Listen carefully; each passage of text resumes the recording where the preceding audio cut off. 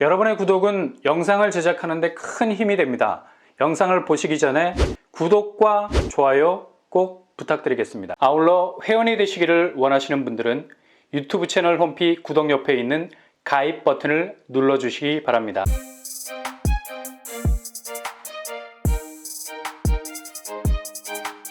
안녕하세요. 오반바라나 복덕바입니다. 드디어 일주일 후에 결정적인 기회가 옵니다. 이게 가려져서 잘 홍보가 안 됐어요. 잡으면 정말 대박일 수 있는 소식이죠. 요즘 부동산 민심이 흉흉하다 보니까 이제 굿뉴스보단 배드뉴스에 관심이 갈 수밖에 없죠. 그만큼 리스크가 지뢰밭처럼 깔려 있어서 어떻게 기회를 잡을 것인가 보다 어떻게 위기를 피해갈 것인가에 대한 포인트가 맞춰져 있는 건 사실이죠. 근데 이게 동전의 양면이라는 겁니다. 어차피 모든 자산 시장은 영구불변의 안정성을 유지하기란 불가능하죠. 그냥 생물 그 자체이기 때문에 하루하루 분위기는 바뀔 수밖에 없는 거고요. 그래서 자산 시장이 끊임없이 움직이는 겁니다. 롤러코스터처럼 치솟을 때도 있고 폭포처럼 아래로 떨어질 때도 있고 끊임없이 요동을 쳐야 뭔가 획기적인 분기점이 생기거든요. 지나치게 고평가된 2022년 전의 부동산 시장은 엄청난 상승세라는 거품이 잔뜩 끼어 있었던 터라 작년 한 해 동안 이걸 털어내기 위해서 낙폭이라는 굵직한 궤적을 스스로 그려나간 거고요. 2023년 들어서 살짝 반등하기 시작하는 부동산 궤적은 작년의 낙폭을 만회하려는 움직임으로 다시 그 궤적을 바꾸려는 변화를 보이고 있죠. 그러나 늘 상수보다는 변수가 깜빡이 켜지 않고 끼어드는 결정적인 변화가 될 수가 있겠습니다. 이거 이러다가 바닥 따지고 반등으로 가는 거 아니야? 라는 불안감도 들어요. 좀 전에 말씀드린 것처럼 상수보단 변수가 지금 가장 큰 영향을 미치는 게 부동산의 현실이죠. 경기 침체가 가속화되는 추세고요. 8개 투자은행 IB 보고서는 한국은 1% 남짓 정도의 성장률을 가까스로 말할 만큼 침체 국면을 전망하고 있습니다. 그리고 금융불안 요소도 숟가락을 얹고 있죠. 부실 관리가 잘 되고 있는 것도 사실이지만 이게 한번 터지게 되면 가장 큰 내관이 될 수 있는 가능성도 있습니다. 지난달 연쇄 부실을 막기 위한 금융권 대주단 협의체가 구성이 됐습니다. 일단 만기 연장이라는 카드를 꺼내 들었어요. 급한 불을 끌 수 있는 소화기를 비치를 했습니다. 그래서 PF 불안 요소는 고비를 조금씩 넘어가는 듯 보이고요.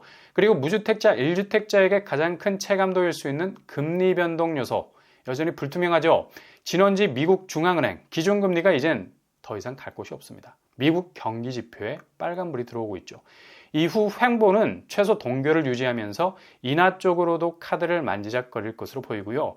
한국은행은 확실히 동결 수준에서 한 발 뒤로 물러선 인하 쪽으로 움직일 건 분명해 보입니다. 결국 금리를 내리는 방향으로 선회할 수도 있고요. 최근 은행이 가상금리는 축소, 우대금리를 확대하면서 주담대금리를 내리고 있는데 어디까지나 신규 차주들에게 혜택이 돌아가는 거고요. 여전히 기존 대출자들에게는 금리 인하 체감도가 좀 낮은 편입니다. 변동금리의 기준이 되는 코픽스가 떨어지고 있기는 한데 이게 적용이 되는 기간이 6개월 혹은 12개월 정도 지나야 금리 체감도를 느낄 수 있는데 다시 변동금리가 상승 쪽으로 가면 전혀 금리 혜택을 못 받을 수 있는 상황이 기존 차주, 대출자들의 리스크라 할 수 있죠. 그래서 되도록 고정금리 쪽으로 갈아타라는 얘기죠. 고정금리는 은행채 5년물이 기준입니다. 여기는 코픽스보다 하락폭이 큰 편이라서 앞으로 고정금리는 더욱 내려갈 것으로 보이고요.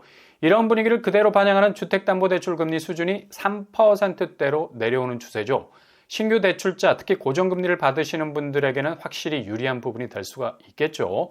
그래서 이렇게 낮아지는 금리 대비 기존 5% 선에 있던 금리를 3% 수준으로 끌어내리려면 대출을 갈아타는 것이 절실하죠. 그래서 지금 시점에선 대환대출이 절실한 때입니다. 최대한 금리를 낮춰서 들어가야 하는데 기존 대출이 고금리에 물려 있어서 금리 혜택에서 멀어지는 경우가 많죠.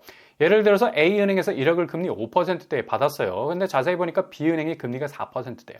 당연히 42만 원 내는 이자 33만 원으로 줄어드는 B은행으로 갈아타야 되지 않겠습니까? 이게 대환대출이라는 거죠. 근데 막상 대환대출 받으려 하면 절차가 너무 복잡해. 법무사한테도 여러 번 연락을 해야 되고 대출 실행하는 날은 월차를 쓰던지 반차를 써서 필요 서류 구비해서 은행 가서 50장 분량의 서류에 사인까지도 해야 되고요. 이래저래 멘탈이 나갈 정도로 복잡합니다. 근데 대략 일주일 이후부터는 이런 복잡한 과정이 완전히 없어지게 됩니다. 바로 금융위원회에서 대환대출 인프라 드디어 일주일 후에 정식으로 오픈하게 되고요. 은행 간 상환 절차를 간소화한다는 얘기인데요. 온라인 원스톱 대환대출 인프라가 5월 31일에 문을 열게 됩니다. 이렇게 되면 당연히 은행 간 금리 비교가 한눈에 쏙 들어오게 되고요. 가장 금리가 낮은 은행으로 대환대출을 픽해서 실행할 수 있게 되는 겁니다. 기존에는 금융소비자 선택권이 굉장히 제한적이었는데 이후 금융회사 플랫폼, 핀테크 회사 플랫폼을 연동해서 금융회사 간 대출금리 경쟁치를 볼 수 있다는 얘기죠. 이 중 제일 합리적인 선택지를 정할 수 있다는 얘기입니다. 그래서 대환대출 때 발생할 수 있는 중도상환 수수료 혹은 상환 가능 여부를 정확하게 알 수 있게 되는 거죠. 그리고 단순히 금리를 비교해보는 것으로 그치는 것이 아니라 실제 대출도 실행이 가능하게 된다는 점이 획기적이라 할 수 있겠습니다. 클릭 한 방으로 이게 가능해진다는 얘기죠. 특히 신규 대출자인 무주택자들에게는 정말 좋은 기회가 될 수 있을 듯합니다. 더욱 중요한 건 주택담보대출도 확대해서 시행을 한다는 거죠. 아마도 체감도가 제일 높은 영역이라 할 수 있겠는데요. 그러니 금리를 갈아타려고 하는 분들에게는 확실히 금리가 낮은 쪽으로 온라인상에서 아주 쉽게 선택지를 정할 수 있는 아주 좋은 기회가 될 수 있겠습니다. 이게 부동산 아파트 원가 공개하는 것과 비슷하죠. 건설 원가를 투명하게 공개해서 분양가를 소비자가 비교할 수 있도록 하는 합리적인 선택지를 만들어주는 것처럼 금융에서도 모든 금융 고객들이 투명하게 대환대출 플랫폼을 들여다보면서 금융사 간의 금리 차이를 바로 볼 수 있게 되는 겁니다. 그리고 클릭 한 방으로 기존의 복잡한 절차 다 치우고 정말 간편하게 대환대출을 실행할 수 있게 되는 거죠. 이렇게 되면 자연 중도상환 수수료 낮아지고 더 나아가서 금리까지도 자체 경쟁이 벌어져서 낮아지는 효과도 누릴 수 있겠네요.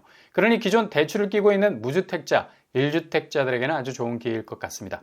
일단 DSR만 잘 관리해서 대출 총액이 줄어들지 않는 것만 조절해 나갈 수 있다면 아주 유용하게 대환대출 통해서 금리 부담 낮추고 내 집으로 진입해 들어갈 수 있는 좋은 로드맵을 만들어갈 수 있을 것 같습니다. 금융위원회가 5월 31일에 정식으로 오픈을 한다고 하니까 대략 다음 주 일주일 후면 나올 것 같습니다. 이렇게 좋은 거 잽싸게 받아 누리셔야죠. 금리 불안 요소를 해결할 수 있는 아주 좋은 해법 중에 하나로 보입니다.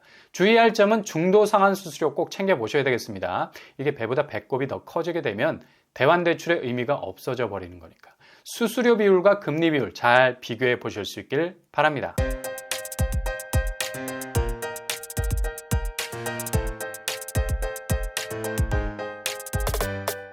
오늘의 부동산 캐리커처 무주택자에게 이런 날이 오네요. 이건 무조건 잡으면 대박입니다. 정말 일주일 안으로 미친 기회가 오게 되는데요. 디테일하게 잘 비교 분석해서 놓치지 않는 게 중요합니다. 내 집 마련하는 데 있어서 자금 동원이라는 확장력이 더 생길 수 있는 루트가 될 수 있을 건 분명해 보입니다. 이번 한 주간도 응원합니다. 여러분의 길이 꽃길만 되실 수 있길 바랍니다. 이상으로 뻔뻔한 복덕방을 마치겠습니다. 구독과 좋아요 부탁드립니다. 감사합니다.